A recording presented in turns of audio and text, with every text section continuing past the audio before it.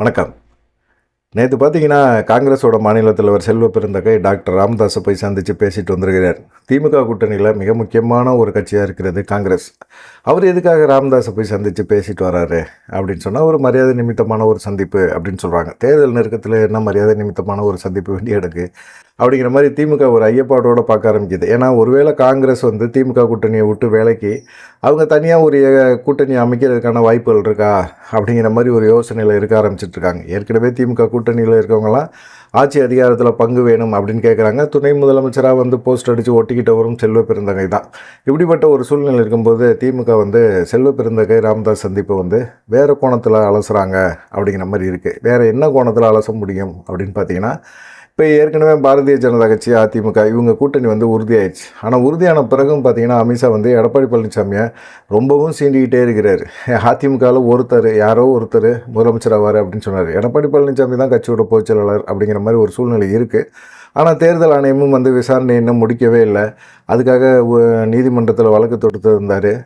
தேர்தல் ஆணையம் சீக்கிரமாக விசாரணை பண்ணி கொஞ்சம் வந்து எங்களுக்கு சின்னத்தை கொடுங்க அப்படிங்கிற மாதிரி எடப்பாடி பழனிசாமி கூட நேற்று கூட வந்து வாதம் வச்சாங்க. எடப்பாடி பழனிசாமி தரப்பு எல்லாமே. அப்படிப்பட்ட ஒரு சூழ்நிலையில் எடப்பாடி பழனிசாமி கட்சியோட பொதுச் செயலாளராக இருக்கார். அவர் வந்து முதலமைச்சர் வேட்பாளர் அப்படின்னு அமித்ஷா சொல்லவே இல்லை. அதுதான் எடப்பாடி பழனிசாமிக்கு மிகப்பெரிய ஒரு அதிர்ச்சியாக இருக்குது. அதை தாண்டி பார்த்திங்கன்னா, அதுக்கு பதில் சொல்ல வேண்டிய எடப்பாடி பழனிசாமி பதில் சொல்லாமல் இருக்கிறார். ஆனால் ஏதாவது பதில் சொல்வார், கட்சியை உடைப்பார், இல்லை கூட்டணியை உடைச்சிட்டு எடப்பாடி பழனிசாமி வெளியே போவார் அப்படின்னு சொல்லிட்டு பாஜக எதிர்பார்க்குது. அப்படி வந்து அவர் அதிமுக பாஜக கூட்டணியை உடைச்சிட்டு வெளியே போனார் அப்படின்னா, கண்டிப்பாக வந்து அதிமுக வந்து பிச்சு சுக்குநூறாக போட்டுருவாங்க பாஜக அப்படிங்கிற மாதிரி இருக்குது.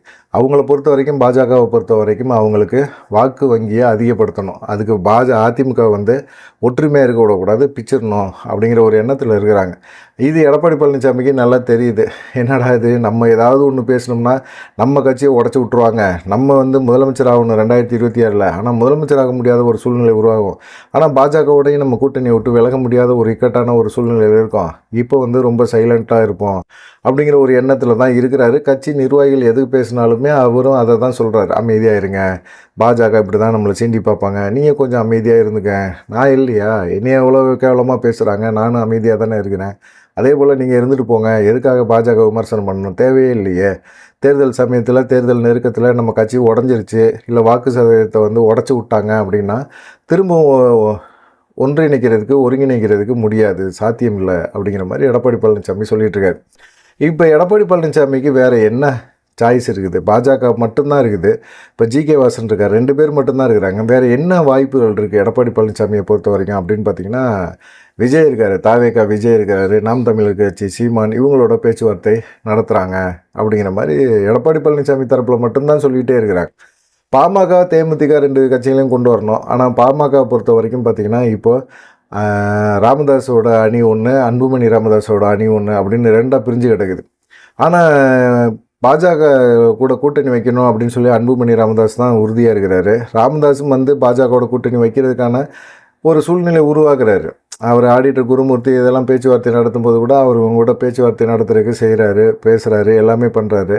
ஆனால் அவருக்கு 2 சாய்ஸ் தான். ஒன்று வந்து அதிமுகவோட கூட்டணி வைக்கலாம், இல்லை திமுகவோட கூட்டணி வைக்கலாம். திமுக பெருசாக பாஜகவை வந்து பாமக வந்து பெருசாக அவங்க விரும்பலை அப்படிங்கிற மாதிரி தெரியுது. ஏன்னா ஏற்கனவே விசியா கட்சிக்குள்ளே கூட்டணிக்குள்ளே இருக்குது. பாஜகவும் பாமகவும் எங்கே இருக்கோ அந்த இடத்துல வந்து கூட்டணிக்குள்ளே நாங்கள் இருக்க மாட்டோம் அப்படின்னு சொல்லி திரும்ப சொல்லிகிட்டு இருக்கார். ஆனாலும் பார்த்திங்கன்னா, இப்போ வந்து பாமகவை கொண்டு வர்றதுக்கு முதலமைச்சர் ஸ்டாலின் வந்து விரும்பலை, கூட்டணிக்குள்ளே கொண்டு வரதுக்கு. ஆனால் தேமுதிக வர்றதுக்கு வாய்ப்புகள் இருக்குது. ஏன்னா இப்போ வைகோ வந்து பிரச்சனை பண்ணுறாரு. வைகோ கட்சி கூட்டணிக்குள்ளேருந்து வெளியேறி பாஜகவோட கூட்டணி வைக்கிறதுக்கான வாய்ப்புகள் அதிகமாக இருக்குது அப்படின்னு சொல்கிறாங்க. அப்படிப்பட்ட ஒரு சூழ்நிலையில் தேமுதிகவை ரீப்ளேஸ்மெண்ட் பண்ணி தேமுதிகவை உள்ளே கொண்டு வரதுக்கு வாய்ப்புகள் இருக்குது. அப்படிப்பட்ட ஒரு சூழ்நிலையில் வைகோ வந்து என்ன செய்வார் அப்படின்னா, ஏற்கனவே பாஜக கூட்டணியில் அவர் இருந்திருக்கார், 98, 99 இருந்திருக்கிறார். அதனால் பார்த்திங்கன்னா அவரும் வந்து பாஜக கூட்டணியில் போய் சேர்றதுக்கு வாய்ப்புகள் இருக்குது. ஆனால் இப்போ பாமக பொறுத்த வரைக்கும் 2 அணியாக இருக்கிறனால ராமதாஸ் என்ன பண்ண போகிறாரு, என்ன முடிவு எடுக்க போகிறாரு? அன்புமணி வந்து பாஜகவோட ஆதரவு மனநிலையில் இருக்கார். இவர் திமுக கூட்டணிக்கு போவாரா இல்லையா அப்படிங்கிற மாதிரி ஒரு எண்ணத்தில் இருக்கிறாங்க. ஒருவேளை இவர் செல்வ பெருந்தகை திமுக கூட்டணிக்கு கூப்பிட்றதுக்கு செல்வ பெருந்தகை மூலமாக பாமகட்ட முயற்சி பண்ணாங்களா அப்படின்னு பார்த்தீங்கன்னா அதுதான் இல்லை. திமுகவை பொறுத்த வரைக்கும் ராமதாஸை வந்து கூட்டணிகளை கொண்டு வரதுக்கான விருப்பம் இல்லை. அப்படிப்பட்ட ஒரு சூழ்நிலையில் காங்கிரஸோட மாநில தலைவர் செல்வ பெருந்தகை எதுக்காக ராமதாஸை போய் சந்திச்சார் அப்படிங்கிற ஒரு கொஸ்டின் தான் இருக்குது. இது காங்கிரஸ் மேலிடத்துக்கு தெரியுமா, இல்லை அவர் வந்து தன்னிச்சையாக போய் சந்திக்கிறாரா? இந்த சந்திப்பு அரசியலில் வந்து மிக முக்கியமாக பார்க்கப்படுது. ஏன்னு கேட்டிங்கன்னா, ஒரு கூட்டணி கட்சிக்குள்ளே, அதுவும் திமுக கூட்டணியில் இருக்க மிகப்பெரிய ஒரு கட்சி அப்படின்னா, 2வது கட்சி அப்படின்னா அது காங்கிரஸ் தான். அப்படிப்பட்ட ஒரு சூழ்நிலையில் இவங்க வந்து திடீர்னு போய் ராமதாஸை சந்தித்து பேச்சுவார்த்தை நடத்திட்டு வராங்க. அப்படிங்கிற மாதிரி இருக்கும்போது, ஒருவேளை செல்வ பெருந்தகை வந்து திமுகவுக்கு நெருக்கடி கொடுக்கணும் அப்படிங்கிற மாதிரி இருக்கிறார். இந்த மாதிரி நெருக்கடியை கொடுத்து அதிக சீட்டுகளை நம்ம வாங்க முடியும் அப்படிங்கிற ஒரு எண்ணம் அவருக்கு இருக்குது அப்படிங்கிறது தெளிவாக தெரியுது. இது வந்து காங்கிரஸ் தலைமைக்கு தெரியுமா அப்படிங்கிற ஒரு கொஸ்டின் தான் இருக்குது. இப்போ திமுக கூட்டணிக்குள்ளே இருக்கிற கட்சிகள் எல்லாமே பார்த்திங்கன்னா, இத்தனை 3 தேர்தலையும் பார்த்திங்கன்னா ஒற்றுமையாக தான் இருந்தாங்க. இந்த 2026 தேர்தலில் எங்களுக்கு பலத்தை அதிகப்படுத்தணும், எங்களுக்கு வந்து அதிக தொகுதிகள் வேணும், சீட்டு வேணும் அப்படின்னு கேட்குறாங்க. அதுக்காக கட்சியை வந்து வலுப்படுத்தணும் அப்படிங்கிற எண்ணம் அவங்கள்ட்ட இல்லை. திமுக சார்ந்து தான் அவங்க ஜெயிக்க முடியும், இந்த கூட்டணி கட்சிகளை சார்ந்து தான் திமுக திரும்பவும் ஆட்சிக்கு வர முடியும் அப்படிங்கிற ஒரு சூழ்நிலை இருக்கிறனால இப்போ வந்து எல்லாருமே அவங்கவுங்க தனிப்பட்ட முறையில் ஒரு செயல்பாடுகளை செய்கிறாங்க. இப்போ செல்வ பெருந்தகை செஞ்ச இந்த செயல்பாடு பொறுத்த வரைக்கும் பார்த்திங்கன்னா அவங்களுக்கு ரொம்ப கஷ்டத்தை கொடுத்துருது. இப்போ என்ன காரணம், செல்வ பெருந்தகை வந்து பாமகவோட பேச்சுவார்த்தை என்ன காரணத்துக்காக நடத்தினார்? இவர் வந்து ராமதாஸ் வந்து அதிமுகவோட கூட்டணி வைக்கணும் அப்படின்னு சொல்லி நாடாளுமன்ற தேர்தலேருந்து முயற்சி பண்ணிகிட்ருக்கார். இதுக்கு முட்டுக்கட்டையாக வந்து அன்புமணி இருக்கிறார். ஆனால் இப்போ அதிமுக பாஜக கூட்டணியாக இருந்தாலும் இந்த கூட்டணி தேர்தல் வரைக்கும் தொடருமான்னு தெரியாது.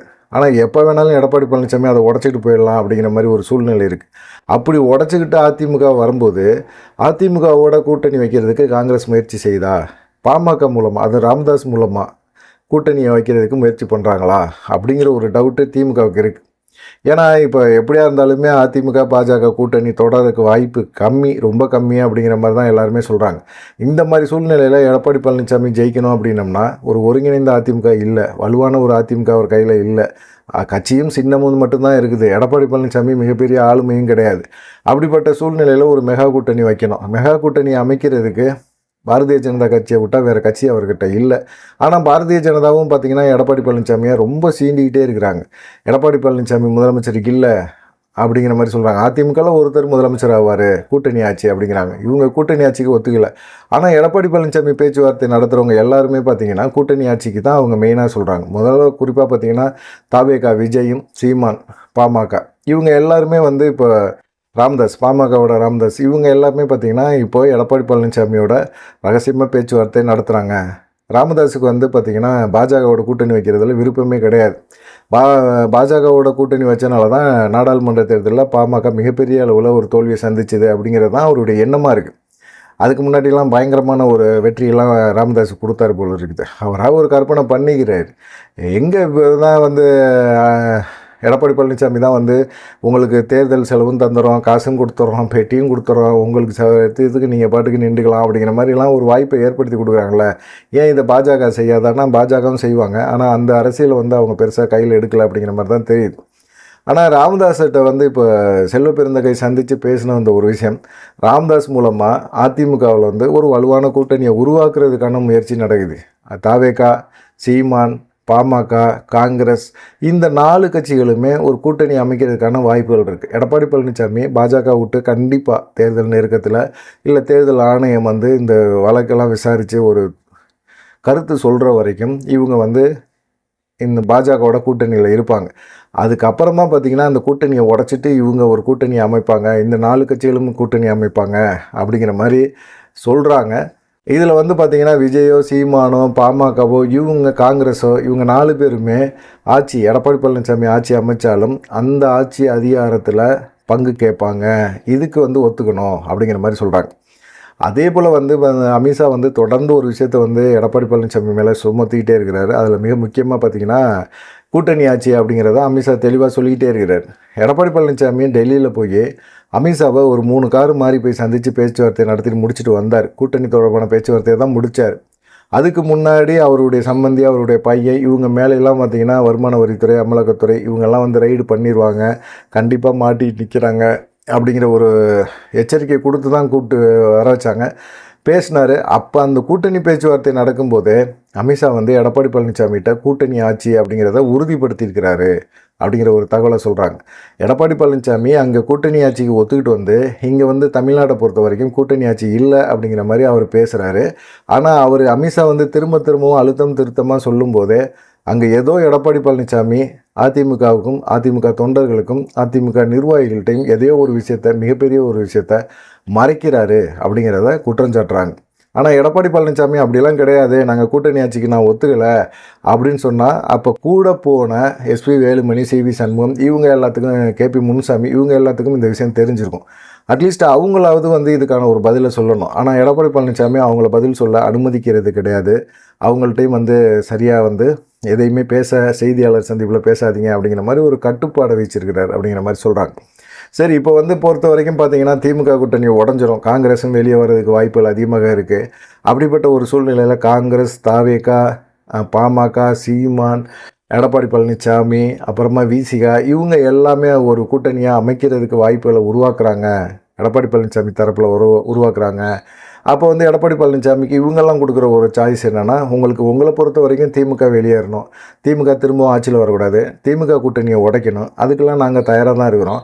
ஆனால் நீங்கள் வந்து என்னென்னா பாஜகவை பிடிச்சி இழுத்துட்டு நிற்கிறீங்க, பாஜக வெளியேறினா நாங்கள்லாம் உங்கள் கூட சேர்ந்து கூட்டணி அமைக்கிறதுக்கான வாய்ப்புகள் இருக்குது அப்படின்னு சொல்லிட்டு செல்வ பெருந்தகை மூலமாக பாமக ராமதாஸ்கிட்ட பேச்சுவார்த்தை நடத்தி முடிச்சிருக்கிறார் செல்வ பெருந்தகை அப்படின்னு சொல்கிறாங்க. இது வந்து திமுக தலைமை வரைக்கும் இந்த செய்தி போயிருக்கு.